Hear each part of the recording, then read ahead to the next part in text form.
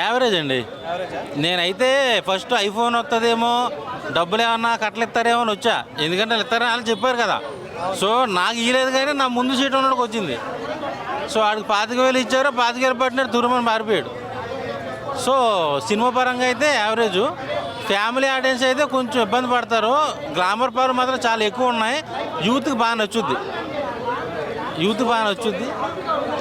Story okay, బాగానే ఉంది. Message అంటే ఏమి లేదు, కానీ ఒక ముగ్గురు కుర్రోళ్ళు వాళ్ళ ఒరిజినిటీని పోగొట్టుకోవాలి అని చెప్పేసి వెయిట్ చేస్తారు. వీళ్ళకి ఏ అమ్మాయి ఆ లవ్లో పడదు. సో సిన్సియర్గా ముగ్గురు అమ్మాయిలు ప్రేమించి ఆ ప్రేమను గెలుచుకుంటారు. అదే చూపించాడు సినిమా ద్వారా. సో ఫ్యామిలీ ఆడియన్స్ చూడాలంటే కొద్దిగా అక్కడక్కడ గ్లామర్ ఎక్స్పోజింగ్లు, కొన్ని వల్గారిటీ సీన్లు ఉన్నాయి. యూత్కి అయితే బాగా నచ్చుద్ది, కుర్రోళ్ళకైతే బాగా నచ్చుద్ది. ఎక్స్పోజింగ్ అంతా కూడా బాగా చూపించారు.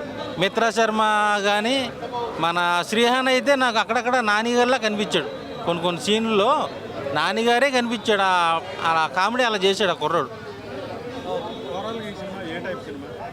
యూత్కి బాగా నచ్చుతుందండి, యూత్కి నచ్చే సినిమా. సో ఫ్యామిలీ సినిమా కాదని నా ఒపీనియన్.